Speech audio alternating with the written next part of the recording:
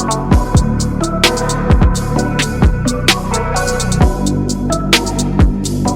everyone, my name is Laszlo. This is my channel, UFO World, and I'm your host. Thank you for being here. Today, I had the pleasure of speaking to Gary Heseltine, who is a former British police detective who is best known for his interest and research on the UFO topic. He founded the UFO Truth magazine. He's vice president of ISA, which is the International Coalition for Extraterrestrial Research, and he's appeared on TV programs such as UFO Hunters. He's been a prominent figure in the UFO community for many years. He also wrote the bestseller Non-Human, which we discuss heavily today, which discusses the Rendlesham case, which is one of the biggest UFO cases ever and is UK's equivalent to the Roswell one. So today we discuss how he got into the subject, the UFO phenomena in general, and maybe some historical aspects to it. We discuss his other projects and schemes, such as the UK pilot reporting UAP scheme, disinformation campaign, the AARO report, and of course the Rendlesham case, going through key witnesses, the interaction with UFO beings, footage of the event, and so much more. All of Gary's links to his work and his pages will be below, so do check them out as there's a wealth of information there to help us push for the truth. And once again, if you do enjoy today's video and podcast, do subscribe and like as well. It really does help out the channel. With that being said, let's dive in. Hello Gary, how are you today? I'm fine, thank you, Laszlo. I appreciate you inviting me onto your show. Fantastic. No, I appreciate you coming on as well. It's great to have you on board. You've obviously been doing this stuff around the UFO topic for a long time now. So it's great to get your thoughts and the stuff you're working on as well. So I guess, Gary, for those who might not be particularly in the know in terms of how you got into the UFO subject as well, do you mind giving us a quick snapshot of kind of, what entered you into this arena? It's a long journey, but a quick version is basically I had a sighting in 1976 when I was 16 years old with my then girlfriend in my hometown of Scunthorpe. And cutting a long story short, we basically observed a non-distinct shape, bright white light against a background of stars on a clear night that seemed to trigger a number of power grid failures, power cuts, as we'd say in the UK. What made it more interesting is that I had my bicycle with me at the time of the initial power cut and sighting that led to the power cut. And then I moved 3/4 of a mile to my home. I rode fast to my home address because the object was moving very slowly in the general direction of where I lived. And I was able to go into the back garden and watch the object rise over my rooftop. And for some unknown reason, I put my hand up like I'm answering a question in class. And no sooner did the object pass the 90 degrees, i.e. I was then behind its flight path, the entire area was plunged into darkness. So I knew at that point that having moved to a second geographical position, that light, whatever it was, had interacted with the power grid, because it's ridiculous for me to predict the power grid. So that's what created my initial interest. Had none prior to that. I was obviously aware of the term flying saucers, UFO, but I'd never followed it or anything. But that then thrust me into trying to find out as much as I could about it. And literally in 1976, just prior to the VHS and Betamax video recording era, there was nothing in the UK apart from books. So I went to a second-hand bookshop near where I lived, and the first book that I came across turned out to be a very profound book called Aliens from Space by Major Donald Kehoe, who turns out to be still my hero in this subject, because he was a guy in the 50s who knew loads of military people, and obviously with him being a major, they were sending in pilot reports in the 50s, and he wrote 5 books, and he was the one that regularly said on TV, the government are lying to you. Some of these cases are really good. Pilots have died chasing them. They're not man-made. So he turns out to be a big hero. Moving the story along, I went away and had a life after my sighting. Had a couple of kids, got married. Was in the Air Force for 6 years until 1989 in the police in the Air Force, and then I in 1989, I joined the British Transport Police as a police officer. Within 3 years, I was then an acting detective, and I then spent the last 19 years of my 24-year career in the police as a detective constable, not high rank, but it's the main rank where everybody gets everything done. They're the people that arrest people, do the raids, do the intelligence, and they're the ones that charge people in the end. So they get people to court, put the files together, and that's what I like to do, because I was an advanced interviewer of suspects and witnesses, so I liked interviewing. And if I was promoted, then I'd effectively become desk bound, which I didn't want to do. So I deliberately stayed at the detective constable level to work at the sharp end. I was an advanced interviewer for the equivalent of murder, manslaughter, and rape, and that's what that's for. Moving the story along, in 2002, I created an unofficial national police database for serving and retired police officers in the UK to record and collate their UFO experiences, some of which were historical in nature. But as soon as I launched the website, PRUFOS, Police Reporting UFOs, in 2002, I had a steady stream of usually retired police officers coming forward. They got the pension, didn't feel threatened, and came forward with extraordinary accounts, many of which were corroborated at the time, multiple people involved witnessing the same thing. So that's how I kind of became known within the subject, because within a few months, something that I didn't anticipate was people asking me to go to UFO groups and give a lecture about police cases. Now, I'd not thought of it when I launched, but I guess it was an inevitable spin-off. But I was asked to speak in front of a couple of hundred people as my first lecture. Now, most people I knew in the police, most of my colleagues, would have ran a mile to just stand up in front of. That's what I was going to ask you. I was going to ask you how the police force took it, and your colleagues and stuff.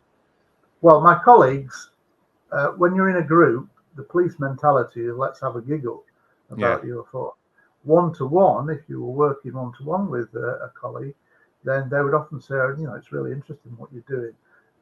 But I do remember when just prior to launching the PRUFOS website, my detective sergeant, bless him, saying to me, this is not going to be good for your career, Gary. And it wasn't really, because you then get earmarked as something a bit different. And the more I was in the media and still a serving police officer, the more restrictions were put on me over the years. And that's another issue that we can go back to. But suffice to say that I retired early in 2013 after 24 years to create my own online e-zine, which is called UFO Truth Magazine, which is bi-monthly and features guest articles by many of the top people in the world.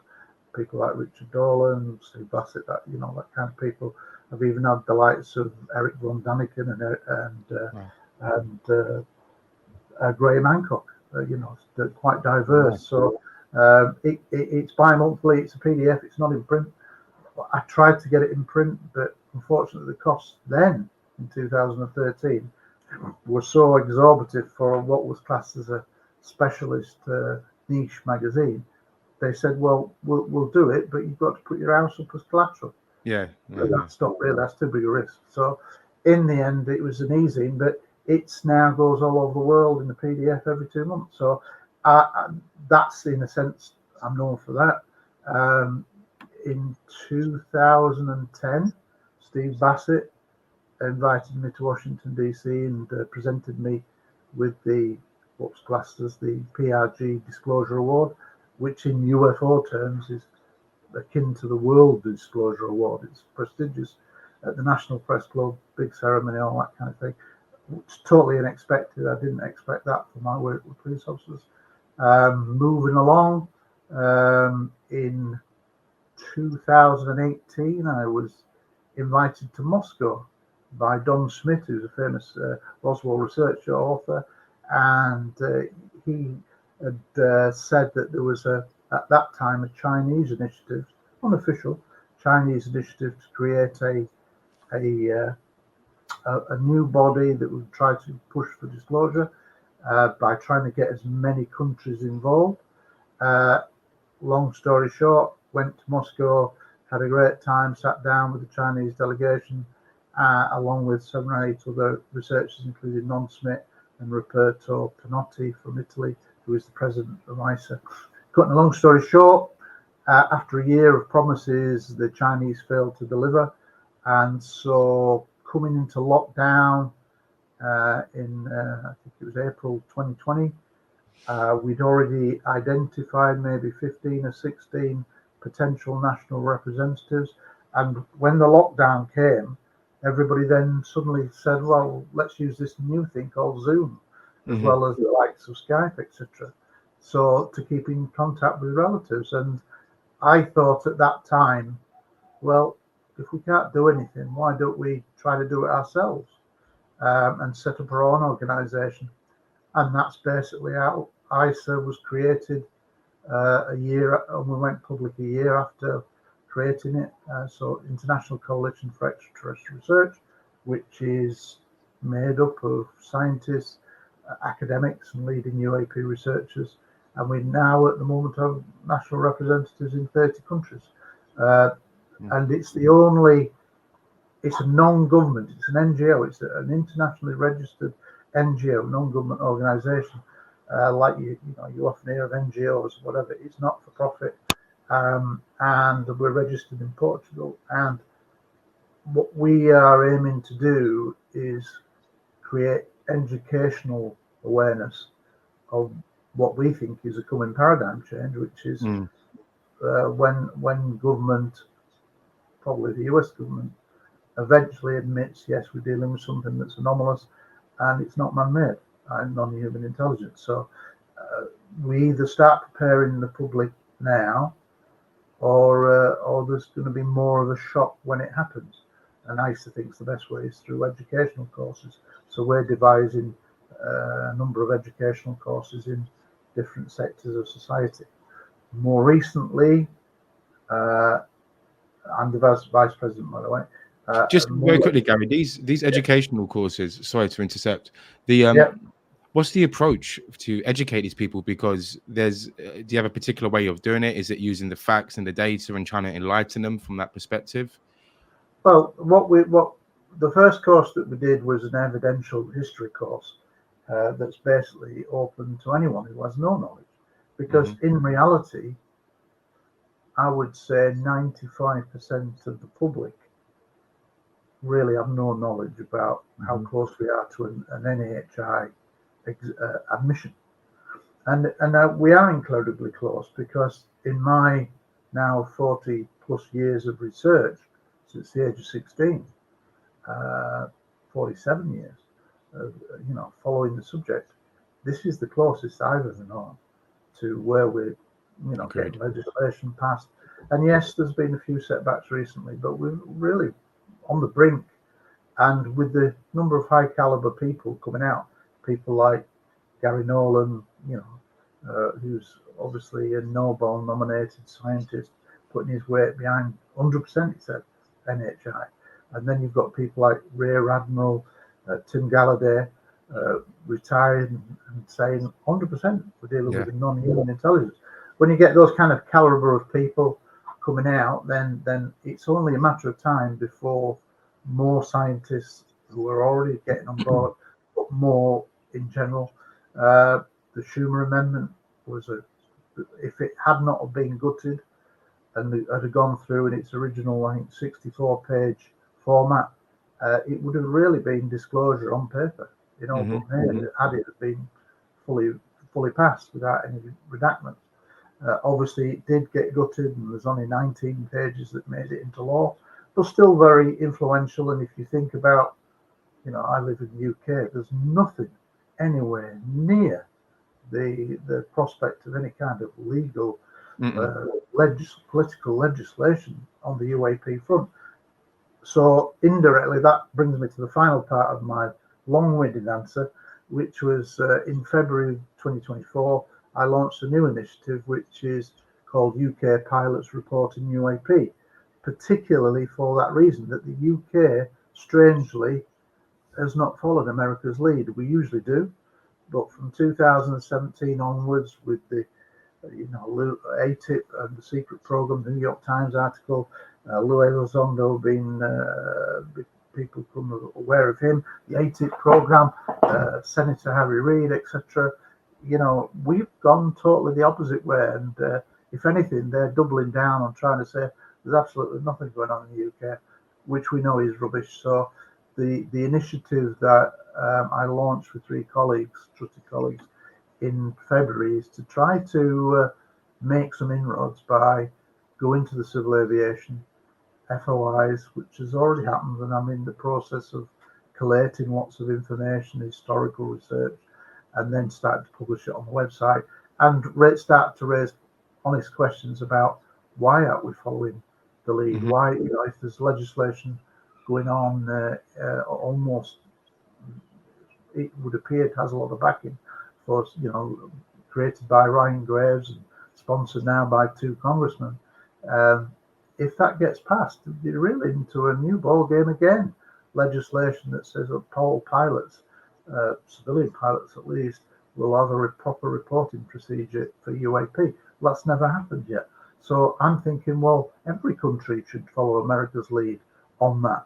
And it would actually make sense if we all tried to do it broadly on the same pattern and same kind of reporting, sighting report form, whatever you want to. There should be basically the same procedures from one country to another. A bit like English is the dominant language for pilots and air traffic control. It should really be a standard reporting process for UAP across each country, just translated into different languages. So that's kind of a 15-minute summary of my life in ufology, which is, I guess, getting on a bit now. No, well, listen, you've done well to sum all that up. I'm sure there was loads more bits of information as well. And I haven't even mentioned Rendlesham Forest. You haven't, and that's the juicy one as well. We'll dive into that. But the UK reporting, I think it's fantastic that you've stepped up, and I mean you've been stepping up for a long time, and it takes courage, right? Because I've worked in this space. In fact, yesterday I was at a friend's birthday, and I was running a group of people of like 6 of us, and then was playing a quiz, so we split up and didn't know these people. My mate come around and he was like, "How's everyone doing?" And he went, "Oh, by the way, this guy's got a UFO podcast." And I was like, "Cheers, mate." Right. Cool. So I had to explain to these 6 people about the UFO subject, and they didn't know nothing. They knew of it, but they just didn't understand it. And it was like one of the girls there, she said straight away, "Oh, the conspiracy theory." And I was like, "Well, it's funny you say that as part of it all." And it was the first thing she said. So what you're doing is great. That's why I said most people aren't aware, genuinely not aware. They know of the subject, they know the term UFO, not so many UAP, they'll term flying saucers, they'll have heard of that. But most of the time and throughout their life, it's just been a giggle because TV has presented it that way. And TV, unfortunately, and the media in general, the mainstream media, I think are highly complicit in pushing 100%. This at the highest level, at the very highest levels of news corporations, have been absolutely complicit for 60, 70 years in covering this up. No, absolutely. And I mean, that's a big part of it, the whole disinformation campaign, which we can dive into. But the kind of the new initiative, the UK reporting pilots, UK pilots reporting UAP. Got it. Yeah. That as well. So you launched that as well, and that's coming out. That's fantastic for the UK to kind of look at as well. And obviously the objective, I guess, is to give clarity or a space for these people who have seen these sightings, because that was the biggest issue with the whole UFO subject. There wasn't a dedicated reporting system for individuals to put this up. So they'll just keep this inside. They wouldn't say anything. It will get lost in all the noise and information, and then we can't do nothing with it. Well, I put in an FOI to the civil aviation and lots of questions, and it came back, and it's as I basically already knew, but I wanted it on paper, that they said that they don't actually recognise UAP. They're aware of it, but they don't recognise it. And if any pilot reports anything, it can be they're referred to what's called the AARO board, which was created, I think, in 1998. Which looks at air air incidents, close proximity air accidents, potential accidents, basically. And they have categories that will have a conclusion of drone, balloon, unknown object, unknown aircraft, which is a bit puzzling, really, that they've got unknown. But basically, they don't recognize UAP. And I find that extremely odd, given all the things that's happened in America and our historical, very close links with the US. We usually follow them on everything. We've in recent, over the last 18 months, there's now talk of what's called the Five Eyes Agreement, which most people don't realise. Five Eyes being Australia, New Zealand, Canada, UK, and US. They're basically the large English-speaking countries where it's the first language. The Five Eyes is arguably where a lot of this may actually be hidden, because when you look at the organisations that from each country that are a part of the Five Eyes, there's like 18 different organisations, usually 3 or 4 from each country. Yeah, some I think the US has 5, the UK has 4, things like that. But we're all talking about espionage. We're talking about the Five Eyes is basically an espionage monitoring system. So it's really ultra secret. And I think February last year, a Canadian MP called Larry Maguire, he published a letter that basically said that the UK had been present at UAP briefing with their Five Eyes counterparts, including Canada, obviously, and it said that they'd been briefed about crashed UFOs and retrieval programs and reverse engineering. Now, the UK totally deny all of that. So we're at an early stage of trying to say, well, first of all, let's just go down the air safety angle, which is literally how the UAP subject was reframed from 2017 onward, to make it accessible for other people, not to be put off by the term UFO. I personally still like UFO because I think it's a sexy term. I think UAP, most people don't have a clue about it, would be confused. But if you said UFO, they immediately think flying saucer UFO, aliens.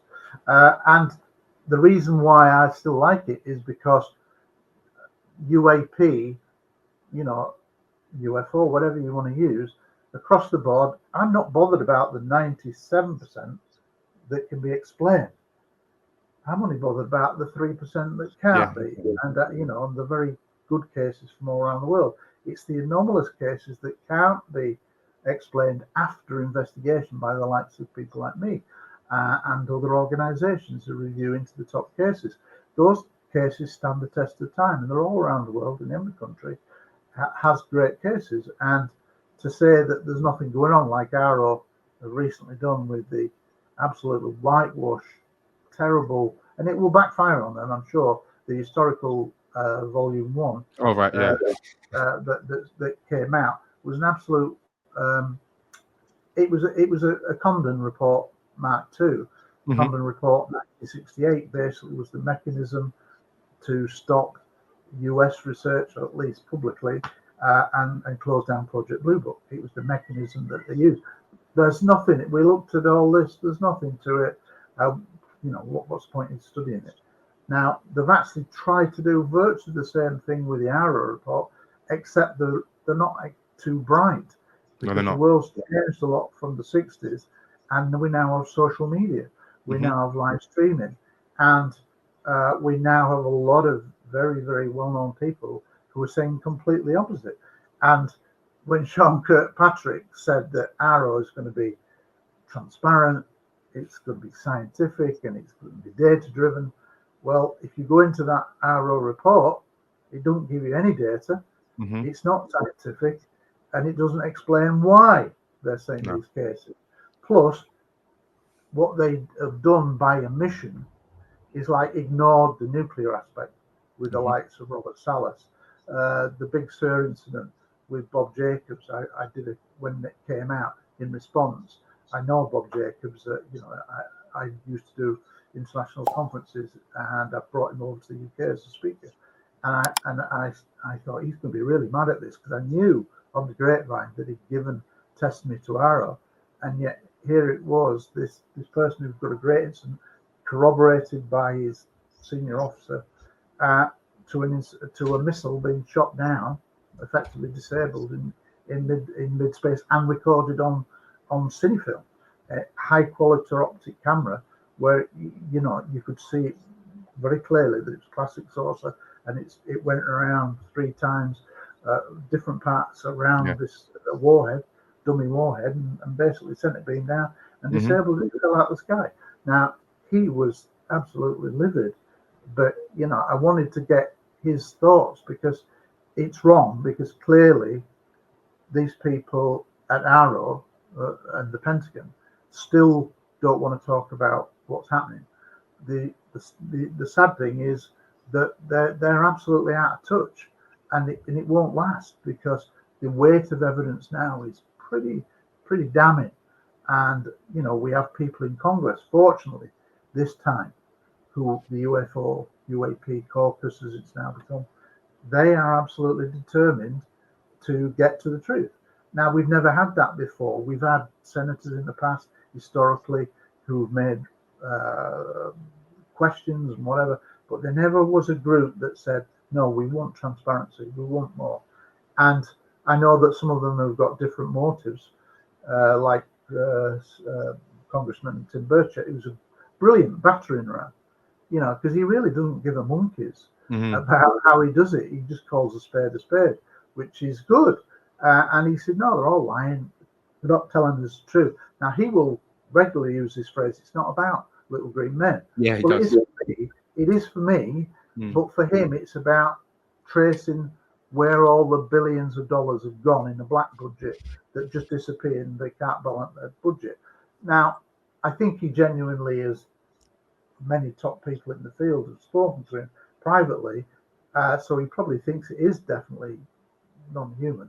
But to keep it, in a sense, mainstream and get coverage, he said, look, it's not about little green men, it's about trying to find the money, and why are they hiding and obstructing us at every turn, which is the right way to go. You need different narratives. Yeah, you need different. I was just going to say, you need different narratives, different approaches, because the usual approach is not going to work. Yeah, if you just go in and say, show me the alien bodies, they're just going to rally against that. So the way that they go in, air safety, where's the money trail? Why are you obstructing us at every turn? Why can't we get David Grush into a skiff when it's 9 months since he's given his testimony? I mean, it's absolutely ridiculous for anybody as an outsider looking in objectively. They're going to say, well, it's because the Pentagon and the shall we say, the big multinational corporations, the Lockheed Martins, etc., they don't want to see David Grush back in a skiff telling more Congress people all the nitty-gritty facts about what he knows. Nobody's knocked David Grush. His testimony in terms of caliber is presidential level. He took the briefing papers over to the White House, so then staffers could then brief the president. So you can't really get any higher than that. And nobody's knocked his credibility as far as I can see so far. So I think, it's only a matter of time, but it's a huge subject, and there's so many things. But the UK pilots is an attempt to start asking questions to try to get the media interested. Now, interestingly, we launched in February. Now, I'll be honest, now we've had no pilots come forward, but there's a reason why. The press won't cover the story. Yeah, I've gone to loads of journalists who I've known over the years and sent them the story. I'm not sure. really? Now, it's a story that they should be covering. There will be, it will break, and I know that there's some moves soon. But in the 2 months we've launched so far, we've had no press coverage. But behind the scenes, through the social media aspect and people spreading the word like you and others, and podcasts that I've done coast to coast and things like that, I've had some very influential senior people come to me, not just the UK, but but some senior military people from other countries come forward who were basically applauding what I'm trying to do, and what we're trying to do is to start saying, well, if there's going to be nearly legislation passed that could be passed this year, by the end of the year, about US pilots, commercial pilots, having a proper reporting procedure. Why aren't we seeing that as significant? And that every country in the world should be thinking, well, we need to address this. Surely it's common sense. And what I want to do is create a dialogue with the civil aviation and eventually meet with their officials. But I also want to get UK Parliament, politicians, to start asking questions, like Ryan Graves has managed to get two congressmen to sponsor the bill, the draft legislation. That's ultimately where we want to go. We want UK legislation. Absolutely. But it has to start somewhere. So it's at the moment we're asking the questions and doing a lot of internal research that will, I think, start to force the public issue through articles, etc., that will come from the information that I'm going to start giving out about what I found and things like that. So you've got to start somewhere, but we're miles behind, we're years behind. But I'm certain that eventually we'll get some response. Now, one of the things that I really want to do through podcasts is to reach out. If there are any UK pilots listening to your podcast, to other podcasts, now you've got actually somewhere to go to. So if you put a link to the website after the podcast goes out, they can come forward by email. Their details will be treated confidentially. What I've always done with the police officers that came to me was offer the confidentiality, because a lot of them, especially if they're serving police officers, are worried for their careers, their pensions, quite rightly so, because the stigma that's been attached to this subject. Well, you do that and you say, well, okay, I'll give you confidentiality, providing you prove to me who you say you are, with your qualifications, your background, etc. Once I'm happy that you are who you say you are, then you can be granted anonymity. And so that you're not identifying the pilots through all the information, you give bits of the information. So you won't give the flight number, you won't give the flight time, maybe not even give the company that he worked for, or he or she worked for. So you'll adapt it, but the story element will be absolutely right. But the location elements can be adapted to protect the pilot, because that's their primary focus, is protecting. The primary reason police officers don't come forward, or any professional person in the UK or any country, is two. Primary is ridicule from colleagues and friends, and second, and more importantly, a perceived risk to their career. It'll stop their career. It can cost them the pension. The pilots can get grounded. It's happened before, etc. So they're very good reasons. And now we should get rid of all that stigma. It is receding, but not enough. And we need to keep pushing that. But eventually it's going to happen. So I think that, the appeal that I put out on podcasts, I think will eventually start to bring some reward, as it were, in the sense of, but we just need to all start working together. Historically, UFO communities, groups, as it was before social media, that it was very competitive in the sense of my group's better than your group. We don't talk to each other. We don't share information. And historically, that goes down to the 50s. But it's been very bad, because the UFO movement, had it have really organized itself well and been less ego-driven, it would have been a very, very powerful force from the 60s onwards. If you think about the history in the US, you had NICAP under Major Keogh, I spoke to before, and that was made up, the caliber of people that was part of NICAP. But eventually, NICAP was destroyed from within by CIA infiltration. They then come in low level, become assumed higher positions over a number of years, and they eventually topple the organization and destroy it from within. So you have to be careful of all of these things now with organizations. But, historically, UFO communities have not been very good at banding together. I just think it's humans in general. I just think it's a human condition. I think with this as well, and I wanted to add something with what you just that rallying call to any kind of pilots out there as well, or anyone. I think for me, when I'm doing this subject as well, how I position it to myself as well is it's not really about me. This is so much bigger than me. This is a new paradigm. It's reshaping who we know as ourselves, where we come from. It's a complete reshape of our It's the history. most And exciting subject in the world yeah, because yeah, of yeah, its potential, yeah, which yeah, we exactly. know. And that passion that I had from a 16-year-old, you know, people associate with me being very passionate speeches and whatever. And I am, because all I've ever tried to do is not to preach to people and say it's real. Hmm. All I try to do is provide good information that says, look, there is actually something going on, and you should look at these cases.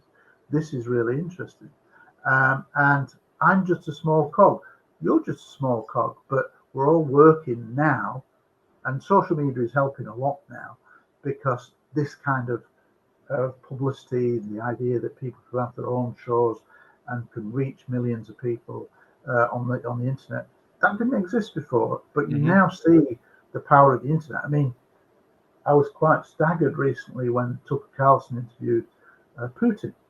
Yeah. Now, regardless of what you think about Tucker Carlson's politics, um, which leaves a lot to be desired, on the UFO subject, he's been brilliant. He's had some really good, interesting discussions. But on Putin, I think at the last time I looked, it was something like 50 million people Was it?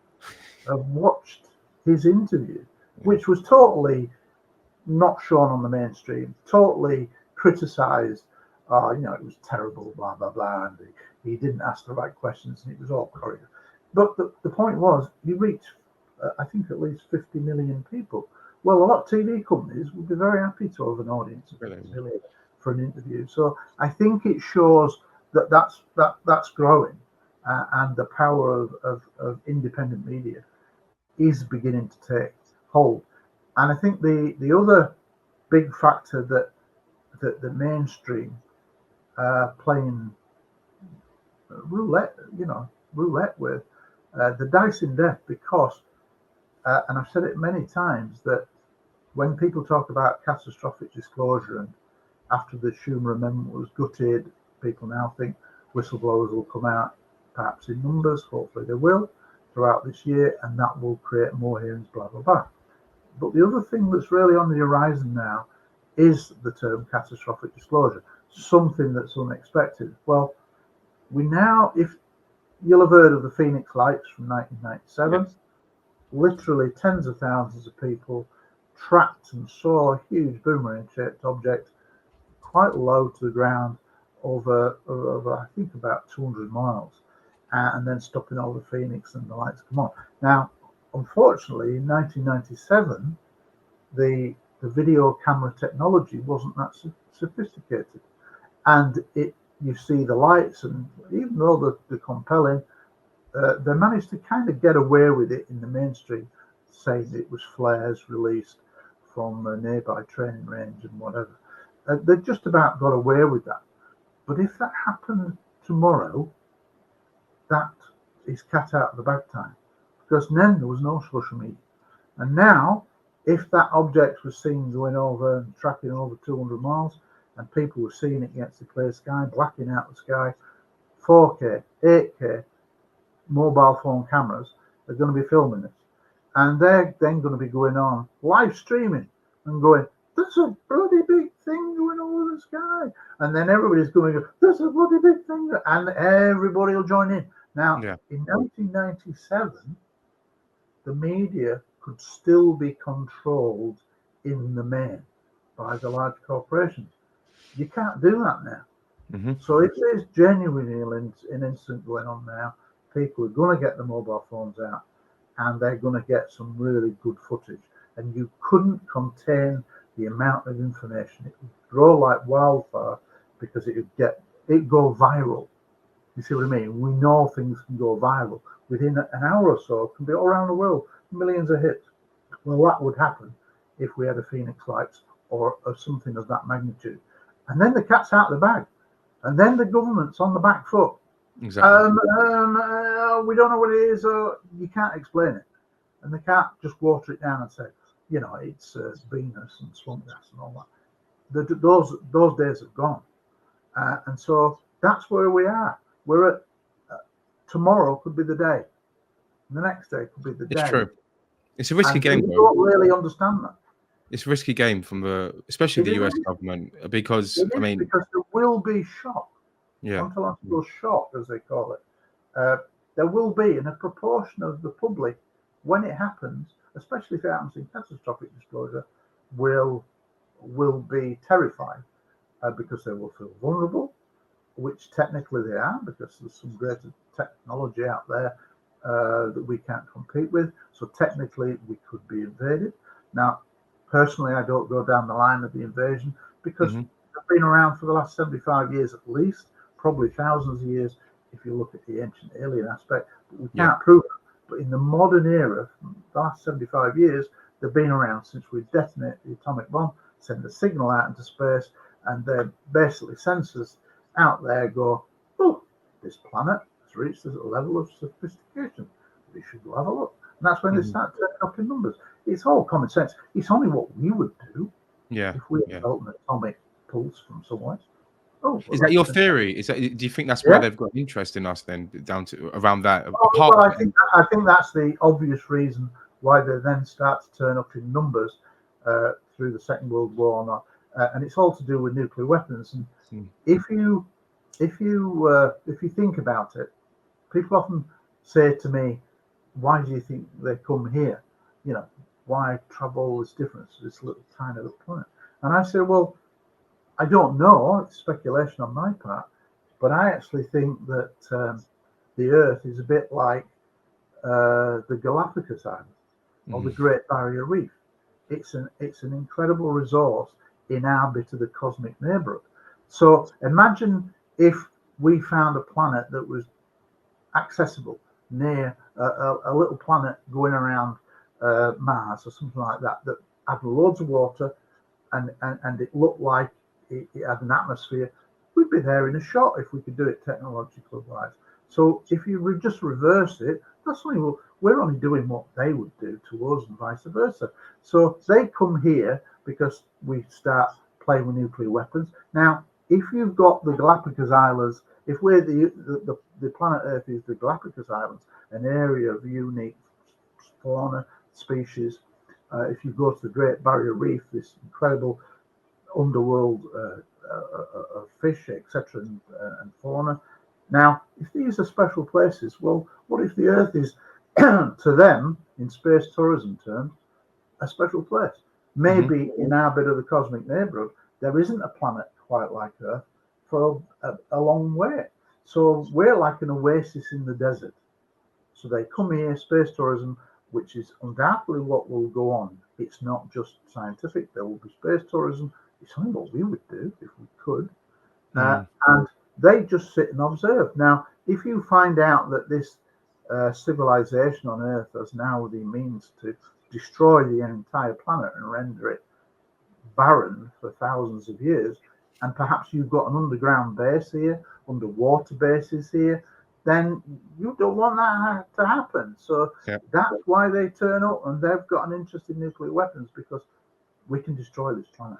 And they don't want that to happen because they probably think, well, we don't want to see the Galapagos Islands go. We don't want to see the Great Barrier Reef go.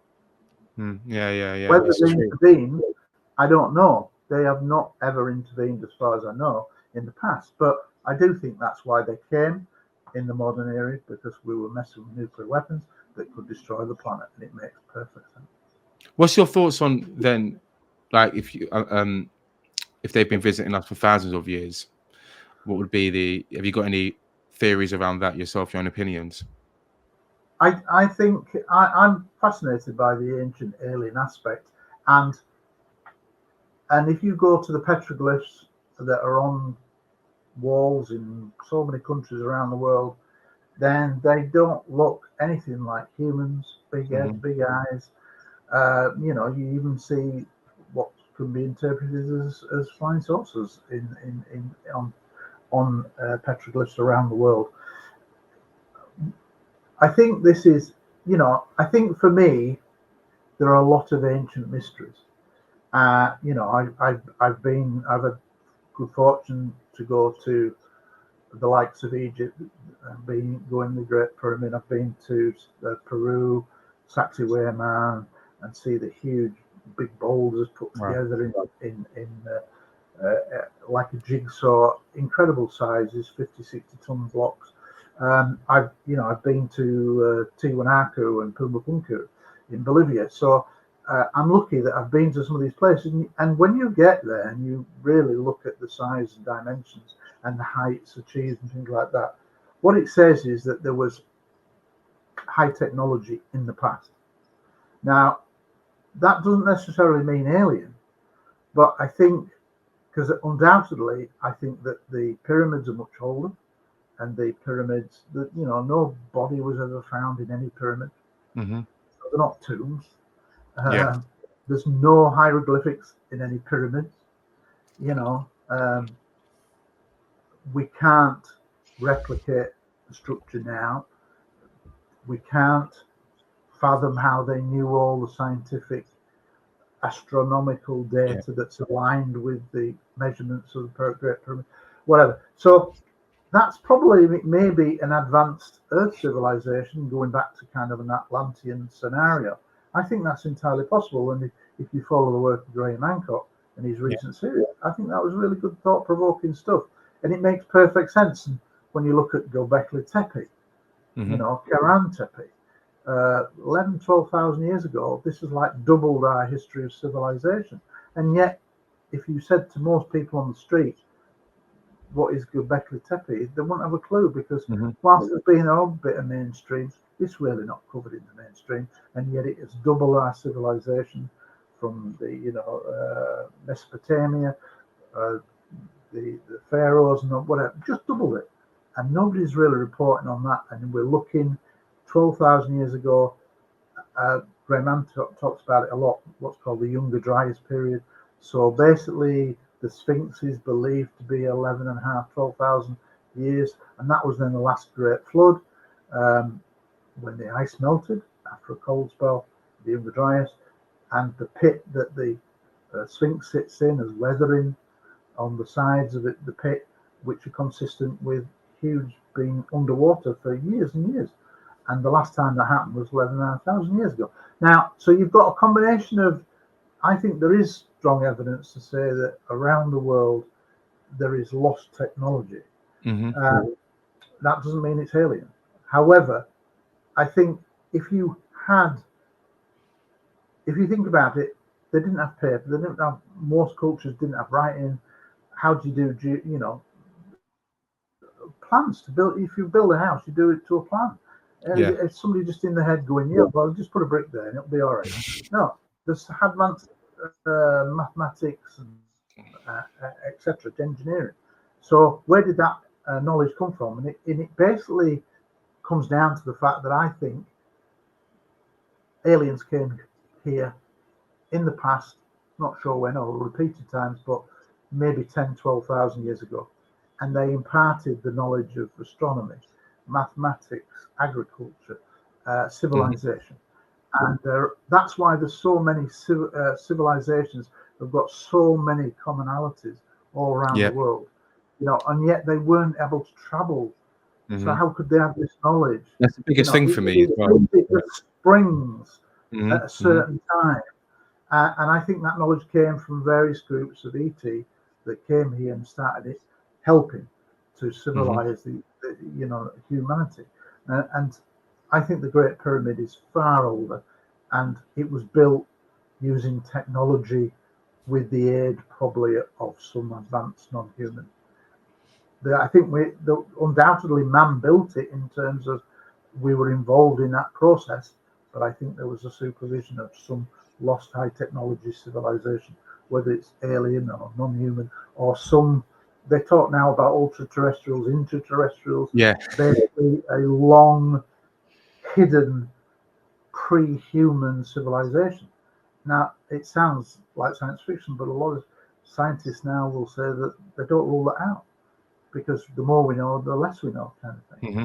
And so I think that I think there's something to the ancient alien culture, and I think that, you know, there's evidence of lost technology all over, and mainstream media just won't go near it. Mainstream archaeology just won't go near it, and that's why Graham Hancock gets such a hard time. But he's so popular with the common man, as it were, because they're interested, they're curious. Mm-hmm. Yeah, But yeah. you know, the mainstream just want to attack because it's different. But his makes perfect sense. Yeah, most of the stuff, even with I love Graham as well. He's some of his work. I haven't looked at his stuff in quite a while actually, but when I first started getting involved in the whole alien subject around, in terms of, well, it's always followed me about, but I guess I started to research it properly around 15, 16. That's why I started to look at Ancient Aliens, Zechariah Stitchin and stuff like that. Yeah. I used to read, and Graham Hancock I used to look at as well, but they won't look at it because it doesn't fit the narrative. But if you watch the series that he put out a year ago, I think it's an 8-part series. Watch that, and it takes you all over the world, and it's beautifully shot, and it shows clear evidence of lost technology. Well, that's what I mean. It would make sense for a prior civilization. I mean, especially if they're advanced, they've been around for thousands of years. It ain't like we've just developed, we've been around for what, 12,000 years or whatever. Since we developed, I think I saw somewhere about humans being around for around 12,000 years or something. And so it would make sense that they've come here before in the past. And I mean, that's what could be happening right now in terms of guidance, in terms of them, how before they came and bestowed, you know, techniques. You mentioned astronomy or mathematics and that sort of stuff as well, and how each country or each region of the world, they had their own, it all followed a similar story of something powerful coming down, whatever that may be. Yeah, sky gods, basically. Yeah, literally. So many it could be cultures have the same kind of story. Exactly. Just coming out from the sky. Well, exactly in the days of old, you would associate that with God. Yeah. I think, and I'm not religious, and I don't wish to upset any person that is, but if you substituted the word alien for God in the Bible, it would make more sense. It's higher intelligence. That's probably the way I perceive it. Just literally a higher intelligence around that. So, no, it's fascinating. And I guess to kind of switch gears as well, because you missed out. Well, you didn't miss out. You mentioned it briefly, but I really want to dive into your book here. I've got it here. I've got the. Here you go. Look at it. You haven't said whether you liked it or not. I do. Do you know what I like the most out of it? One thing. Well, it's full of. It's got so many different cases in it and witnesses and stuff like that, and we can go through all of that as well. But I like the color. I mean, the color. I like the image of it, because you know you get a lot of books that have no disrespect. I like it. It's just I don't like cliche. Sometimes cliche can be a bit too much, right? That's why you see my logo, which I'll put up, or you guys will see it, but it's quite abstract. If you'll see it after, and this follows a similar thing here, where I thought was pretty cool. So I wanted to know initially, what does this mean? It looks quite. Yeah, a few people have asked me. It's basically a portal. It's a what? Sorry, a portal. Okay. That something is coming here. How it gets here, we're not sure. But I basically wanted to kind of make a serious book. If you have a lovely UFO cover, it's just a UFO book. But I wanted to try to make it a bit more something that would look not a miss out of a library. Serious books on the subject. And the idea of the plain cover, as it were, is just to play it down and say, look, this is the information. It's not about a flashy cover. It's about what has happened during the investigation. And basically, that's what I was trying to do. I was trying to create a serious academic book. I don't have a degree, but I think what I do have is the skills of being a former detective, and I've obviously become a writer over the years, and you improve over time. And when I went into writing Rendlesham, it took me 3 years to write it, 5 years of reinvestigation, and I thought I knew the case well by 2017. And to all intents and purposes, in terms of anybody else, I would probably be regarded an expert on it. But when I went and reinvestigated for a documentary, that's still yet to come out, unfortunately, but hopefully it's coming out this year. I thought, well, if I'm going to put my name to it as the lead researcher, I'd best be absolutely accurate. That's just my pride, I guess. So that's what prompted me to do the reinvestigation. And when I really dived down, I found old little publications, old little interviews, and then I started to re-interview people who had probably already been interviewed, and basically just to say, look, let's try a modern approach to interviewing. Some of the interviews were very in the past, had been led, there was question of leading the questions. I wanted to do it totally the opposite, is just open questions. Well, you're the perfect candidate for this, right? Well, if anyone wants to do my something background means that I could do it. I had the skills to do it through advanced interviewing. And on a couple of occasions, the advanced interviewing, which is not designed to be used 40 odd years after the event, it's supposed to be done within 24 hours, 72 hours. Yeah. But the principle is that if you've experienced something that's truly profound, whatever that incident is, whether it be a car crash, somebody died, or somebody, a relative dropping dead in front of you, and it's really traumatic, something like that, or a UFO incident, or a paranormal ghostly experience, those kind of memories are absolutely burned into your soul. Mm-hmm. And so you can recall them. You might be peripheral, lose some dates and times, but you'll know it's at night. You'll know what happened a lot because it's ingrained into your memory. It's a really burnt memory. And the advanced interviewing technique allowed me, with two key witnesses that are crucial to Rendlesham Forest, that are Steve Longero and Sergeant Adrian Bustinza, who was critical to the wider case because he was the one who talked about a second landing and then corroborated the original military whistleblower Larry Warren, who'd been hounded and criticised for the last 10 years or so, and perhaps throughout all his career from going public, about what his incident involved. And Sergeant Adrian Bustinza, after 2 years of trying to get hold of him, and he's very shy, didn't want to go public, didn't really want to do any kind of media now because of all the infighting that had been taking place. Eventually, after 2 years, I get to speak to him in a 4.5 hour transatlantic call, and suddenly he says, yeah, that was another night. And I mean, what? That incident was another night. This is the other night, where he totally corroborated virtually line for line what Larry Warren had said in 1983 when he first went public. He'd actually telling the story in late 1982, but it was really in 1983 when the story broke internationally with a big newspaper headline, UFO lands and stuff, and it's official. And they quoted from Lieutenant Colonel Holt's memorandum that they've got a copy of.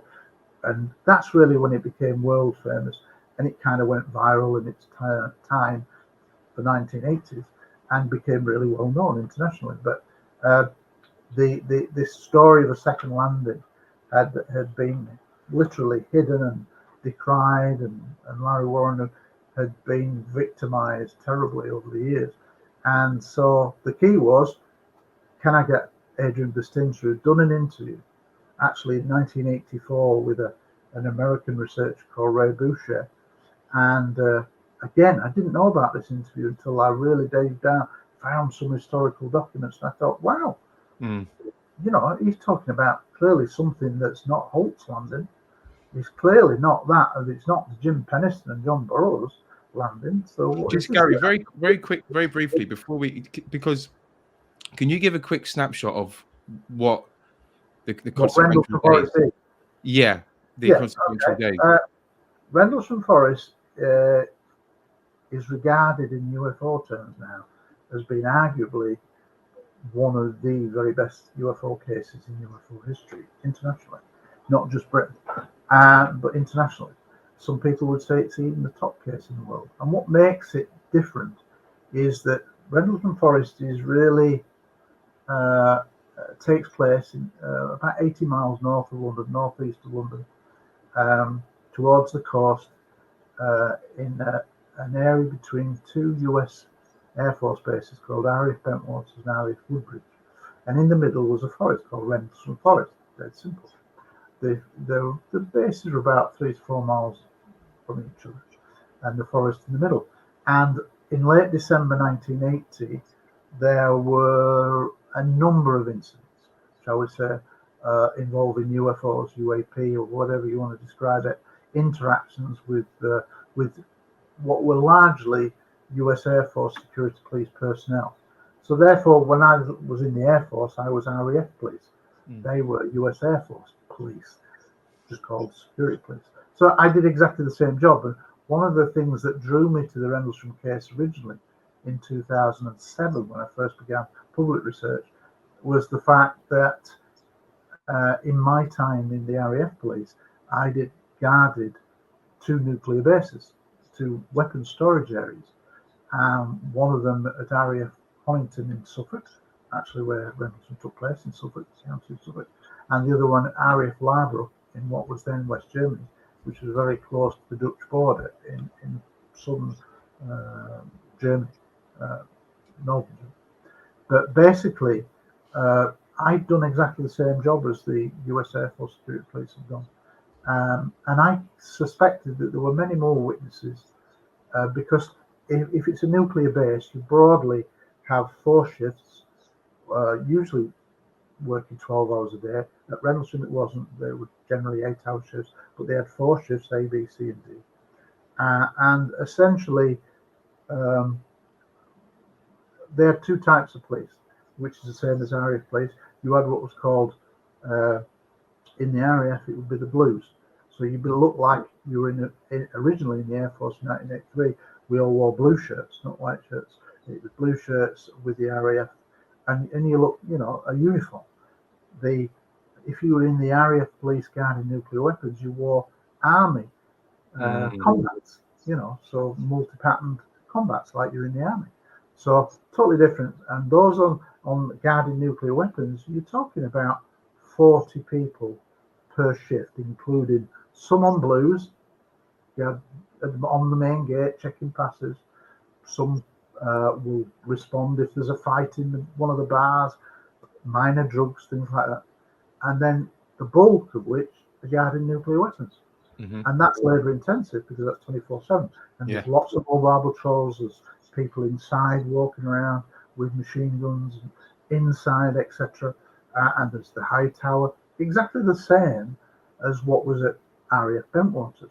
And basically at RAF Bentwaters, you had basically about 40 people, some in blues, who were doing basically policing things, and then the majority in combats doing protecting nuclear weapons, which is labour intensive.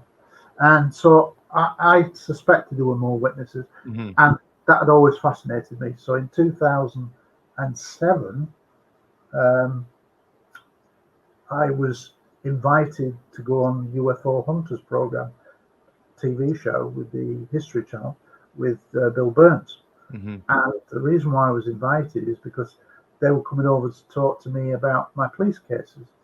And I said, you're coming over, are you doing anything else? And they said, yeah, we're going to do Rendlesham Forest. I said, well, I'm interested in Rendlesham Forest. I had no association at that time other than private research. And they said, why? And I said, I told them about my RAF police and I suspect there's more witnesses. And I said, who are you bringing over to be interviewed for that? And they said, we're bringing over the base commander, deputy base commander, Colonel Charles Holt, as he was retired. And I said, well, I'd like to meet him. And they said, why? And I explained. I said, I think there's more witnesses. And they said, okay, this would be great then for TV. You can meet him. So if you actually dig out that program, it shows me meeting him in the weapons storage area at Bentwaters. And we go up to the top of the tower. Now, one of the things that's interesting is that the film crew are setting up to come up to the top of the high tower inside the nuclear weapons storage area. It's obviously all abandoned now, but they got permission to go up there. And I'd got my little video camera with me. And he'd already told me that about a little quote that he was going to give me on film. And we go up to the top and the crew at the bottom. And we literally have maybe a minute, 90 seconds to do this. And I said, look, basically, this is just for me to tell me what you said before. And he said, yeah, the guy in the tower, meaning somebody who was on patrol, the guy in the tower had reached out to me. He contacted me, and he basically said in no uncertain term that beams from the UFO had been shone into the weapons storage area. And I wasn't expecting the and, he goes, and the people on the ground saw it too, which is the other police officers looking at mobile foot patrol, right, who just roam around, and that's what I've done. So again, it backed up my idea that there were more witnesses, and I got that on camera, and that's been out on for years on the UFO Truth website.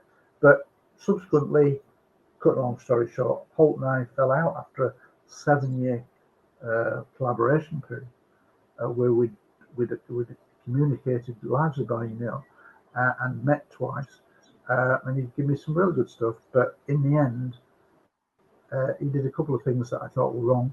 He started to really attack Larry Warren, which he'd always done, but in a way that he didn't produce the evidence. And I said, if you've got the evidence, fine. You know, the evidence falls where it falls, but you can't slander somebody without producing the evidence. Otherwise, it is slander. And he didn't. He just didn't produce any evidence. So I that was one reason. And the other reason is over that 7-year period, originally, when he'd agreed to work with me on potentially developing a film script, because I still think it would be made into a feature film at some point. It's such a good story. He'd said, I'll tell you everything. But it was clear to me over the years that he was holding stuff back. And, when he then started going on a campaign to discredit Larry Warren, who I'd met by then several times, and had always found his testimony compelling in terms of I was trained in body language and whatever, and to look for deceit. I didn't see any deceit in Larry Warren. And cut a long story short, we fell out over that in late 2014. But going back to the wider story, Rendlesham is about multiple security police having encounters with various things on various nights, and it's not just one night. It's probably, based on the book now, probably over a 5-6 day period, but within that 6-day period there's at least 3 or 4 nights of consecutive nights of activity. So if you think historically about a UFO incident, let's think of the Tic Tac, which is a modern case that's now very famous. That's one little incident seen by a number of pilots and whatever. That's a very famous case, but it's not repeated. Whereas Rendlesham is different incidents at different places, not just in the forest between the two bases, but also on the twin bases. I mentioned the guy called Steve Longero. He was a great witness. He was a very interesting story about Steve Longero. Steve Longero only came forward after Larry Warren, the original military whistleblower, was getting absolutely castigated by a campaign in the UK that was actually involved in that was the likes of Mick Pope and the likes of Charles Holt. They were involved with the trolls who were going after. They were just denying his story, just saying he's making it open. And he came forward and he said, well, I know he was there because I saw him when I was out in the forest. And there was no two ways about it. Steve Longero had been in the US Air Force Spirit Police and had been at Bentwaters and Woodbridge. But he when I eventually interviewed him, and again, transatlantic call, that was 3 hours, audio recording with his permission. He came out with things I didn't know. But what was really interesting was that he was on the same training course as Larry Warren. Basic training. Now, anybody who's been in the military, you get divided up into your group that came in on the same day as you or whatever. And like, if I compare it to my RAF time, when I joined the Air Force, there were what's called 2 flights. 2 basically groups of 47 new entrants, as it were, who had to get whipped into shape after 6 weeks basic training. And then you went off to do what's called your trade training. So if you're going to be a technician, you go off to tech school. If you were going to be something else, air traffic or radar, you go off to whatever. For me, it was a police school. because I was going to be an army policeman. Well, it's basically exactly the same for the US Air Force security police. And in that basic course, he and Steve Longero were actually on the same course. And if you look at the group photograph of the 40 odd, they're there. And they're about 2 rows apart, 45 degrees, not far away from each other. Now, he wasn't a pal of Larry Warren at all, because they were in different billets in where their beds were. You tend to get close to people near where you kit down. And so in that, if you liken it to mine, in that 47, you get one end of the building, another end of the building, and you're all scattered all over the place. You get to know the people around you. They become your mates during the basic training. And it was no different for him.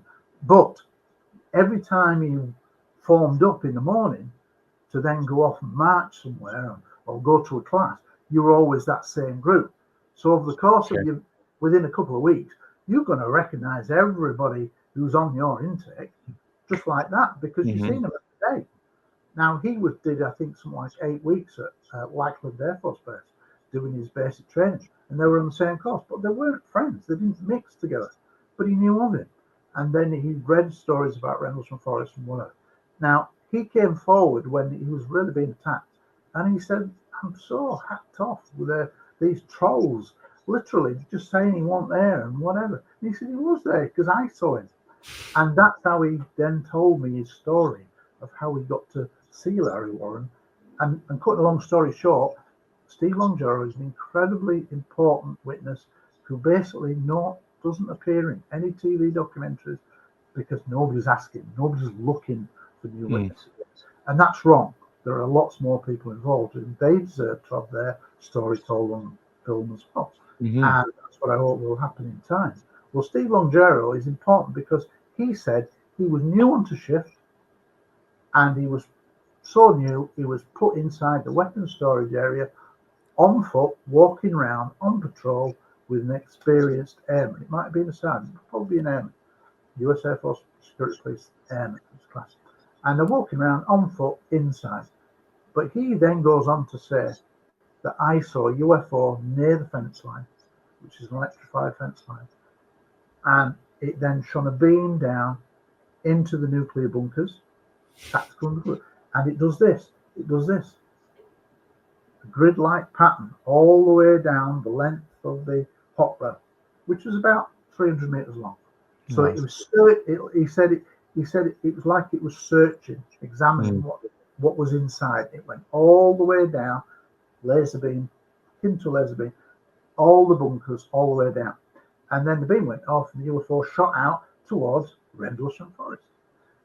Now here's the strange thing, and this came totally as a surprise. A lot of people had suspected over the years that beams had gone into the nuclear weapons storage area, but there'd never been a direct witness. Yeah, a first-hand witness. If we think of David Grudge, people are looking for first-hand. Yeah. People who worked on retrieval crashed UFOs, etc.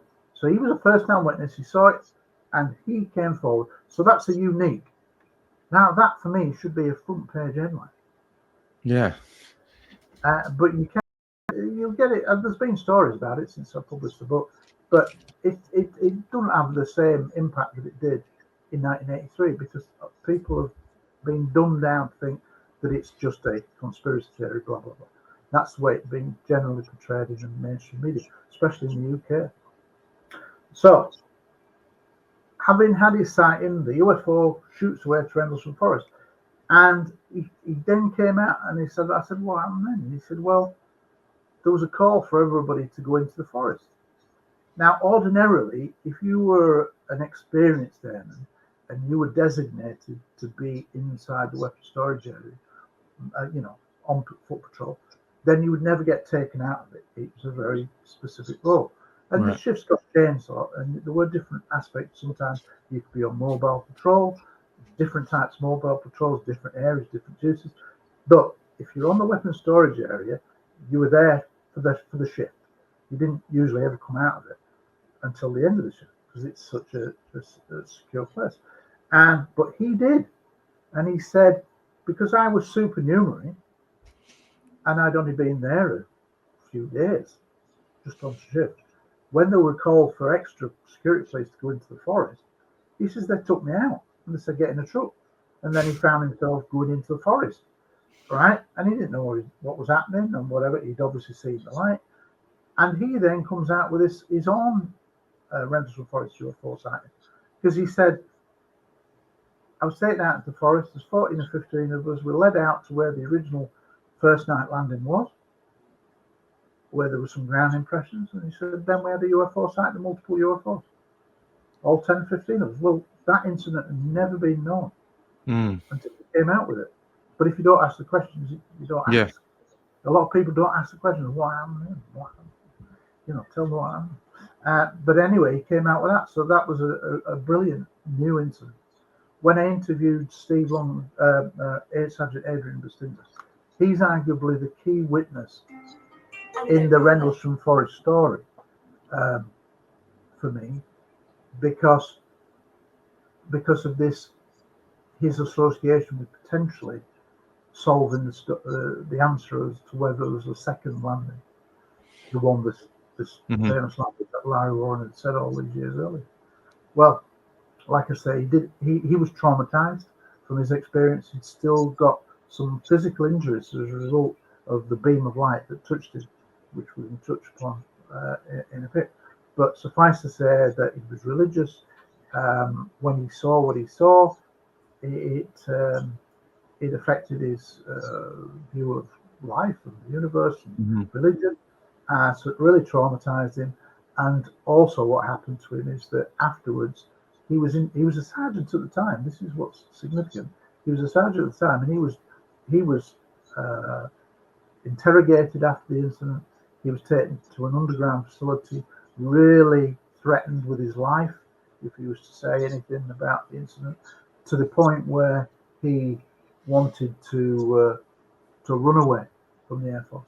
He wanted to go AWOL, as we call it, absent without leave, desert. It's a better term.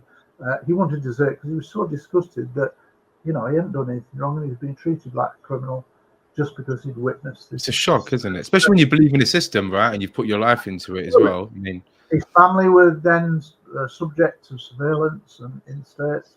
His father was subject to surveillance. So this is a very uncomfortable time. And, good reason why he doesn't want to speak to anyone. But eventually he does speak to me in this 4.5 hour. And again, when it came to it, prior to the interview, there'd been a couple of false starts with arranged dates and times, and then through his work and whatever, it just never happened. And I'm thinking, well, it might never happen. But eventually I caught him just as he'd come in from work. I think probably, I can't remember what time it would be in the States, but for me, when I get to speak to him, it's like just after midnight. So I start this 4.5 hour transatlantic call after midnight. I think it was about 1 o'clock I finally get through to him. And then he's got this time difference. And so he's just sitting there and he gets in the zone, and I ask him questions, and I set up the interview like you would do for an advanced interview, trying to use the same protocols, getting him to relax, telling him that when he's ready, he can go, telling him that when he does begin speaking, I won't interrupt for however long he speaks, because that's what's called the first account. You don't interrupt the first account. And if it's 5 minutes, 10 minutes, 2 hours, you just let it go, and you just have to go, It's called Googling. Okay. And you want that person, because once they're in that mode, they're more likely to retrieve fresh memories. Makes sense. It's called retrieving fresh smell. Yeah. So they suddenly, because they're so concentrated on it, and he got right into it. Now it's not designed to be done over the phone, 2,000 miles away, kind of thing. But he kind of got into it because he'd never really told his story and was allowed to just tell his story how he wanted. He went literally off on one for literally about 2 hours. He spoke, and I'm just going, and we didn't talk about Larry Warren once. And in fact, we didn't talk about Larry Warren until over 3 hours into the interview of what was and I was kind of thinking, I'm getting really tired now. It's early, early hours in the morning. It's about 4 in the sun's coming up. I can hear the birds tweeting. I'm thinking, Jesus, this is hard work because you're having to concentrate. Well, yeah. But what he said again, nobody knew. So this first 3 hours was devoted primarily to what happened to him from going on shift and what happened. This is prior to the story line 1. And what emerges, cutting a long story short, is he told me about a new UFO incident that I'd never heard of, that was totally unknown up until this time. And what he says is that they're all down in what's called the staging area. The staging area is a part of the forest that's still there now. The forest looks different now because a lot of the trees got knocked down. 90% of the original trees were destroyed in a kind of Britain's equivalent to a hurricane in 1987. 90% of the forest was leveled, just blown off, and felled. So new trees have really grown up. So there's still a forest there, and it looks, in one sense, just like it did, albeit the trees are not quite the same, not the same height, whatever. It's not the same tree. But cut long story short, the staging area is an area where trucks and vehicles could not enter the forest and go any further. It was like a dead end. So there was a little path, track, as it was then, that led into the forest, and eventually it came to a dead end, and it's just forest. So there was this little circular area. It's now much bigger now, but then it was just a little area where basically all the vehicles turned up, all the people that were being brought in on trucks and cars, they all stopped there, parked up, and then they were instructed, you go off there, you go off there. All right? Now, he was one of those that was basically met up in that staging area. He's a sergeant, so he's a supervisor, so he was being told what to then tell some of the troops. Mm-hmm. And he was told to form a line of about 20 police officers, security police officers, in a line. Like if you're looking for a murder, a knife, or some minor piece of evidence, and you'll see them all in a straight line, going forward slowly together, looking down, because they're painstakingly going over the grass, like they're looking for something that's been dropped or something. Yeah. They just walk forward. Now, that's what he'd been told to do, form a line, and they were going to go into the forest in a line. Well, nobody had ever spoken about this kind of line search. And 20 people? Yeah. Nobody ever mentioned that. The closest you've ever got to people going in the forest was Colonel Holt saying, I took a team out of 5, including me, out into the forest. And that's what you have on what's called the Holt audio tape. Mm-hmm. All right? Nobody ever mentioned this line search. Now, so I'm just saying, okay. I'm not saying anything, but I'm thinking to myself, wow, this is interesting. And he's doing it, and they're all spread out, but within sight of each other, and they all set off, going through the forest and the undergrowth in a line together. Now, nothing happens immediately, but eventually, a single bright UFO is seen, zigzagging above the treetops. So all these 20 are seeing it, and they all get kind of disorientated. Now, bear in mind, you've only got a torch, pitch black, there's no illumination. Torches wouldn't, undergrowth, you're really struggling to go. And at one point, he said he fell, he tripped over something. He said he felt like he was pushed, but he can't prove that. But basically, he fell to his knees, and as he fell down, he fell underneath a layer of mist. Like, imagine a layer of mist 3 feet high, and you trip and you fall and you go sprawling and you go underneath it. Imagine the water, you're in a pool and you're looking up at the surface of the water at 3 foot. So you're on the bottom looking up, and there's this film of the surface. That is strange, isn't it? That's and like a horror movie. And he said he fell down and he fell underneath this line of mist. And he said, I could see the surface. And he said, and he came back out. And then he stood up, but disorientated. Other people were disorientated. Other people were probably fallen as well. They see this light. whizzing around, and then it goes. They walk forward a bit more, and then suddenly there's an explosion, and there's multiple objects, 6, 7 objects whizzing around above the treetop. Nobody had ever heard of this incident. You've never once had this on any program because it doesn't exist. It's never been in any documentary, but it should be, don't you think? Yeah. You need to make that movie. Make that movie, Gary. Well, it's made. I believe it's finished, and I believe it's going to be out this year, Capel Green. But I've not had any direct involvement in Capel Green since lockdown, May 2020. And one of the reasons why I walked away from the project is because when you've got this kind of evidence that I've got from the likes of Steve Longero and Adrian Priscilla, how long do you hang on to it? And originally the documentary was only supposed to be a year, 18 months at best. And that was from 2017. And here we are in 2024. And eventually I said, no, I can't sit on this evidence. Yeah. On the never that the documentary is going to come out whichever year.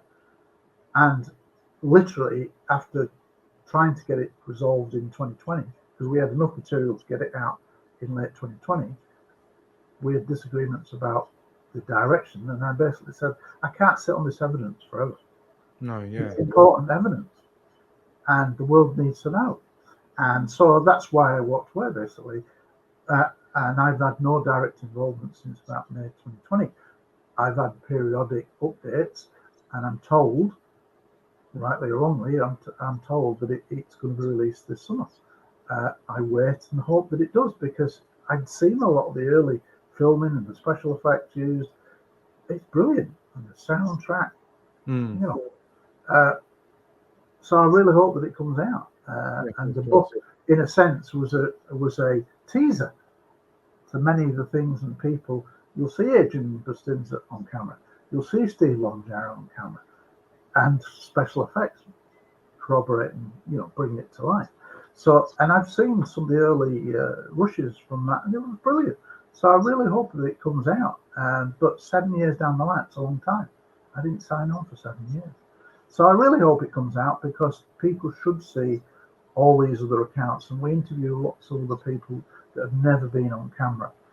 We talk about, when skeptics try to say, oh, it was just one event, basically. And they were confused by the lights from Orford Ness Lighthouse, the so-called lighthouse theory. When I went in and examined the lighthouse theory, it didn't exist. It only exists in the media, and it was created by the BBC. Of course, lighthouse. But it was pushed by all the mainstream media in the UK and around the world. They just jumped on this because it was a way to deflect. Of course. And the lighthouse theory was never credible to anybody at the time. It was never credible to Holt, who said, I used to take people out to the lighthouse. Yeah, it was nice. It was a sightseeing place. I knew where the lighthouse was in relation to that field and the forest. It never had any traction. It was entirely created and pushed to become an intrinsic part of the story by the mainstream media. Well, this new account of multiple lights and stuff like that. I mean, like, that's quite profound. I mean, it's absolutely. But one of the things that I also did was speak to people who were involved in incidents early 1980, in the run-up to the late December event. There's at least there's 3 or 4 very good precursor cases, as I call them, that happen in the run-up, and 3 are mentioned in the book. One from February, one from July, and one from November of 1980. Now, for the skeptics who try to say this was just a lighthouse, this was just a retrieval of a Soviet test aircraft, or East German, as it was, a Soviet kind of spacecraft or something like that, then it wasn't, because we're talking so many different incidents, different times, different dates. But people don't talk about these precursor cases where UFOs were seen on the base near to the nuclear weapons storage area in February, where multiple lights were whizzing around above the runway above Area Footbridge, where a beach ball size object is seen just outside the perimeter of the fence line by a security policeman, and it's the size of a beach ball, it's red, glowing, and he's following it, and he calls for backup, and two security police come out. One's a sergeant who rushes over to him and says, "What's up?" And the other guy instinctively runs towards this object on the fence line. He's got what was like a big machine gun called an M60, which is, if you think of Rambo and the huge big machine gun that it carries about, that's basically one of those. And he said he cocked his weapon, ready to fire at this beach ball thing that's just going along just outside the fence line. And this security policeman, the younger one, had gone towards the fence. And he says, on camera, he says, "If anything had happened to that airman, I was going to open fire." So, I mean, this is how serious it was. And yet, nobody knows about these incidents. Now, it's all part of the story of saying that there's something intrinsically happening in that forest and on those twin bases. And when you think about what pulls it all together, for me, it's obvious. Nuclear weapons. Yeah. You know, there's a long association between nuclear weapons. If you think back to Robert Salas and the Minuteman missiles at Maelstrom, 1967, 10 missiles are disabled by UFO shining a beam down above the underground facility. They all go offline. Well, there's clearly this going right back to the 1940s when they were developing nuclear material for the atomic bomb. There were UFO sightings above the lab where they were trying to produce this. Nobody talks about this, but there are historical documents that say all this. So I think that's why they happen. But I still think there's a lot more to come out. That's why, in a reason why I hope the film does come out, because it was supposed to be a limited theatrical release in cinemas, and I would hope that it gets on streaming platforms. I have nothing in it, no financial gain, nothing. I just want it to be out because it would be very good for the subject. It would be the best documentary ever done about Rendlesham by far. Absolutely, especially including all this. Why are they? I don't understand though. Why is it being delayed? Is it like politics or something like that, or a number of reasons? And I won't go into too much detail. Suffice to say that by the time I walked away in April, May 2020, the first lockdown, we had over 60 hours of film material for interviews, special effects. And that was more than enough to do a 2-hour documentary. But the director decided that he wanted to do more and more filming. And inevitably, this was going to create delays. And I said, I don't think we need it. He thought we did. So I walked away. So that's basically a difference of opinion. But suffice to say that I don't know what it looks like now because I've not had any involvement for just over 4 years. But from the rushes that I saw and the bits that had been completed when I was involved, it was going to be brilliant. And it was also going to go into areas like Larry Warren's. He subsequently does a polygraph test. So the original military whistleblower, who absolutely was vilified for several years, and then Adrian Bustinza came out and backed him up fully, and then Steve Longero backed him up and said, "I saw him in the forest at the staging area on the night I was out," which I think is the night Bustinza was involved in this second interview. So I think it's that. So that's two people that corroborated he was involved.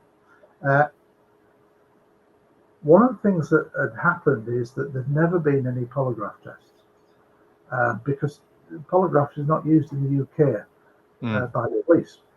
But the director rang me up not long after I'd got involved in the project saying, I found a polygraph examiner. Do you want to come down and get involved? And I said, yeah, that'd be good. And I was fascinated because I'd never seen it. And it turns out that this lady was the leading polygraph examiner in the UK. She was actually an American that married to a British guy, Anglophile, lived just outside London or outskirts of London, and he'd set it up that we go down. So we go down, and in the run-up to the polygraph test, which I'd never seen, didn't know what equipment was used. There's 5 different tests basically, from measuring the sweat, fingertips, reactions, breathing, chest thing, vibration, whatever. And it's all fed into a computer, and it's something like 94.6% accurate. Wow. Okay. Which is pretty high. Yeah. And anyway, in the run-up, the camera crew was setting up cameras, 5 remote cameras around the room where this polygraph test was going to go. You're not allowed to be present, so it's just the polygraph examiner and the subject. And so when everything had been tested and checked, 5 cameras set up remotely, we then were told, right, go away, go to a cafe, we'll shout you when it's finished. But in the run-up to that, this is interesting. Larry Warren, who I'd known and met several times prior to this, and while the camera crew was setting up, and if you've ever been involved with TV, it takes forever to set things up and get it absolutely right. So you've usually got a couple of hours to wait and whatever. And anyway, I'm kind of, bear in mind I'm a former detective, good at interpreting body language and whatever. And I'm looking at Larry Warren thinking, okay, this is a big test. It's a bit like, Laszlo, do you drive? Yeah. Do you drive a car? Yeah. If somebody said to you, Laszlo, you've got to do your driving test again tomorrow, would you be nervous? I get it. Yeah, you would be. Yeah. You don't drive like you did when you were being trained. You develop bad habits. Well, anyway, kind of think of that fear, natural apprehension that you're going to put yourself on the line. If somebody said to you, Laszlo, you've got to do a new driving test tomorrow. If you fail it, you don't get the job that you're going to get. Yeah, it's even if then you can drive, you still question it. You're like going to be nervous, apprehensive. Well, anyway, I went to Larry Warren at one point while I was still setting up, and I said, how are you feeling? I said, I'm fine. A bit subdued, but I'm fine. And I said, you're going to be okay. Yeah. Yeah, I want to get it done. I'm thinking, well, you're really putting yourself on a limb, because had you failed it, I'd have walked away. So there's a lot riding on it, a lot of pressure. And he said, no, I just want to get it done. I've wanted to do this for a long time. I thought, well, that's a good way to address it. But never, I said, you must be a bit nervous, though. Yeah, a little bit, but I just want to get it done.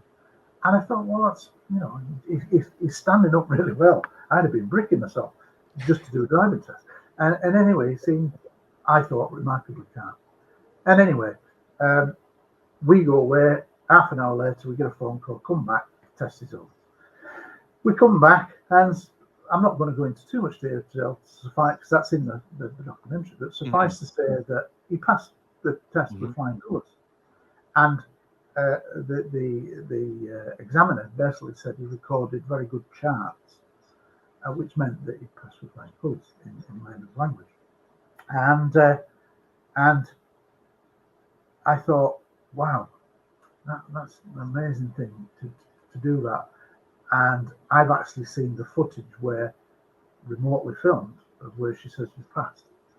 And I'm not going to go into detail, but it's very emotional. And I think a lot of people will be in tears, like I had a tear in my eye when I saw it, because of the emotion that come from it. Imagine you've carried this around with you for 30 odd years at that time, and then suddenly you get a chance and she says, yeah, I believe. It's carrying something like this as well, right? It's not just. So anyway, I won't go into detail, but I think people will find it hugely moving. But suffice to say that he passed with flying colours. Now, here's the interesting thing. The examiner had never done anything UFO related, but basically it said she'd done a couple of bits for TV, some kind of fun things for TV, and that's how I think he found her, the director found her. But she was very serious, very professional. She'd done over 2,000 polygraph tests. She was the president of the UK Polygraph Society, or whatever it is, organisation. So she was well qualified, and she said, I thought this was fascinating. She said, I've no interest in the subject, but I did it, and he passed with flying colours. She said, I'm willing to do it for any of the others witnesses. Now, if you think of John Burroughs, Jim Peniston, Colonel Holt, Yeah. they don't want to do this test. Yeah. None of them have done it. The only one that's passed the polygraph test is Larry Warren, and yet they criticize him. But why? And that says to me there are agendas at play, either private or collective agendas to ruin his story.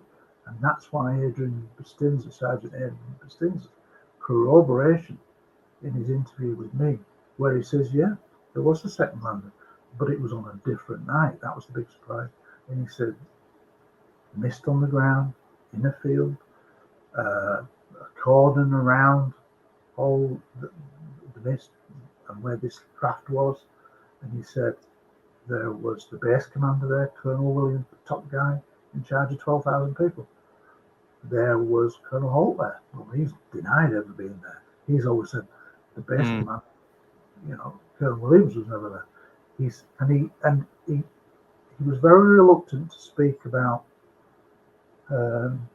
anything that could be conceived as aliens, beings, or whatever. But in his own mind, he did admit to seeing life forms, entities, in the field, and basically that it was being filmed. This incident where the main, essentially what Warren had said is that three beings emerge from the fabric, just slip out in terms of a bubble. No door doesn't open. It's a shimmering, translucent craft about 30 feet across that's surrounded by a cordon of security police. It's being filmed, not just on one camera, by two types of camera. Early video, and in 1976 there was early video that the Americans had access to because they were ahead of us a couple of years. And also cinefilm, which was the standard. Cinefilm on a tripod, all being filmed, almost as if this was expected to happen. That's another point. But suffice to say, he said, well, I wanted to say there were British police in the background watching, two bobbies in black uniform in the background of the head of the woods. So, and then senior officers turn up, led by the base commander, Colonel Holt, the deputy base commander, and there is some kind of silent face-off with some entities. Now, what happens, as described by Larry Warren all these years, is that a bubble, or the effect of a bubble slipping off the fabric of the craft, the shimmering translucent craft, that then divides into three. And within each of the three bubbles is the upper torso of what would be described as an alien grey in modern terms. Wow. Right? And then now imagine side on, you've got these three little beings hovering next to the craft, surrounded by security police, being filmed. And then you've got the base commander of 12,000 personnel in a silent, verbally silent communication, as if some kind of telepathic conversation was taking place. Right? All being filmed. Now, all being filmed. Where is that footage? Well, here's an interesting thing. When the incident finished, and Captain Mike Verano, who is known, as gave testimony a couple of times in various books, not mine, I could never trace him, but he'd already done so for various books. Captain Mike Verano said that he drove Colonel Williams, the base commander, to a waiting fighter jet at Harry Pentwater's. And on the way, Colonel Williams has got on the seat this top secret storage case. And he said, bear in mind, he's a captain, so he's an officer.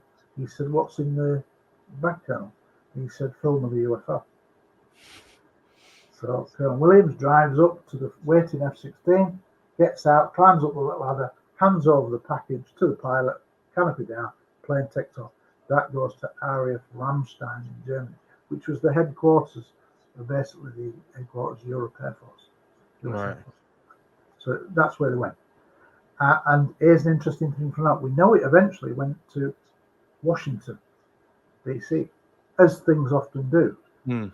And we know that because one of the American researchers who did some really good research in the early days was a guy called Ray Boucher. I mentioned him earlier. And he'd done some very early interviews in 1984 and 1985 with a colleague of his called Scott Colbert, who's sadly not with us now. But Ray Boucher basically wanted to interview as many people as he could do then. And then all these years later, we get to a situation where this film we think has gone to Washington. How do we know it's gone to Washington? He says because he got to know a lady at the Pentagon who was responsible for FOI requests, and he was a hound. He just threw him after him. FOI, a real nuisance. He didn't let it go. Now, eventually, he got to know this lady over a period of time, over say a year, of putting FOIs, and her name was Ann Turner. And eventually she said to him, a strange thing happened today, Ray. She said, I overheard some American pilots who were in the office talking about the film of Rendlesham. Wow. And she said, the funny thing is, I have no records in anything about Rendlesham in my books. So there's a bit of a subtle link to what we think is the film from there. But it's probably deep in the Harrison Ford Raiders of the Lost Ark hangar where they retrieve all the best stuff. It's probably Pandora's box. As daft as it sounds, that's probably quite close to the truth, that there is a place where a lot of the best stuff, best evidence is all sent. Yeah. And I think that's probably not too far away. That all the best footage, if you think about, I mentioned earlier, Bob Jacobs with his 1964 Big Sur incident, which was captured on a high quality film, huge camera, millions of dollars then, optical camera. It had never been used, and he did it for his test. And this is when the UFO shines up. And he says, I watched it on a cine screen, and the UFO is a clear saucer. And he said on the screen it was about that big, the saucer. That shows you how good the zoom was, as it were, the optic. And he said it just shone around, shone a beam, disabled the warhead. Now that we know that that incident was corroborated by his senior officer, who said there was a film, blah blah blah, corroborated everything. And yet, where is that film? Yeah. Where is that film? We'll prove it tomorrow. If we had a film from 1964 released, way before we had the capability of filming stuff in space close, before International Space Station and shuttles and whatever, it would prove that it was from outer space because it's in space. It was at the edge of space where this test was done. So the upper echelon's right near the border where you're actually in space. So it's on the periphery. 90,000 feet, 80,000 feet, something like that. Imagine if that footage was emerged and played to the world tomorrow. Then I think we would get that. We'll definitely get some sort of disclosure. I mean, the footage, the Rendlesham one is absolutely diabolical in terms. I looked, and if you read in the book, there's about 15 different corroborations of sorts to this incident of this second landing taking place. It's not just 2 or 3 direct witnesses. Yeah. There's other things as well. So I have absolutely no doubt that this second landing took place, and why every time I ever spoke to during our collaboration, I spoke to Colonel Hull about his team who led out in the forest. He never mentioned this line of 20. Yeah. Because Adrian Bustinza says, "Oh, Holt's back at the staging area." He says, "We're going out." So this is something he's never alluded to. That they've gone out already before he gets involved. Bustinza goes on to talk about that he had another sighting with John Burroughs, and this is how he gets an injury that's still with him to this day. Do you want me to tell you about that briefly? Because we're now in 2 hours now. I know the time flies. We always having fun. Right. You can Right. Let me you'll like this stuff. Go on. No, because people want to know about whether there's any beings or entities. Mm. Well, what he told me, and again, had never been fully explained, was that on what was classed as the first night, the second night when Holton took a team out. I don't think it is the second night now. It's what is really the third night. But anyway, it gets confusing. But let's just say Holt leads a team out into the forest. They see multiple UFOs. Eventually, after 4.5 hours, they then go back to the staging area. At the staging area, John Burroughs, who was one of the key witnesses to the first night landing of a small triangular object seen on the ground in the forest, he'd hitched a ride. He was off duty, but he'd heard that something was going on the bay. He'd hitched a ride and he managed to get to the staging area where people were just milling around and they weren't allowed to go forward. And when Holt comes back, he goes up to Holt and says, "Can I go out in the forest?" And he says, "Oh, okay then, don't be long." And he says, "Can I take Sergeant Bustinza with me?" Okay, Bustinza went, "Yeah, okay." But he's been out for 4.5 hours. Anyway, they go out, and literally a few minutes after they're approaching the outskirts of what we believe is the farmer's field, where this incident, this second landing took place, he said that Adrian Bustinza, John Burroughs is walking along this pathway ahead of him through the forest, and he's a few meters behind. He said, and suddenly a huge beam of light engulfs John Burroughs ahead of him, like boom, lights him up like a searchlight. And he says, at the same time, I feel as if somebody's kicked my legs from behind. For the second time, he felt the sensation, and he falls to his knees. The light, the shaft of the light that hit John through the trees touched his hand and his groin. Just the shadow of this beam of light. Ever since, he's had a rash on his fingers and groin. Yeah, on one hand and his groin. And it just irritates. It went. And that's for the shadow, you said as well. It wasn't even. Yeah, well, it's like the beam of the light struck out of his hand and his groin. Yeah. Okay. So John's just in front of him. He says, "I feel as if I've been pushed from behind." I go down and see John lit up. And here's the interesting thing when we talk about, is there any entities involved? He said, as I look forward, John, who is about 6'6", he's a huge guy. He says, as I look forward, there is some kind of figure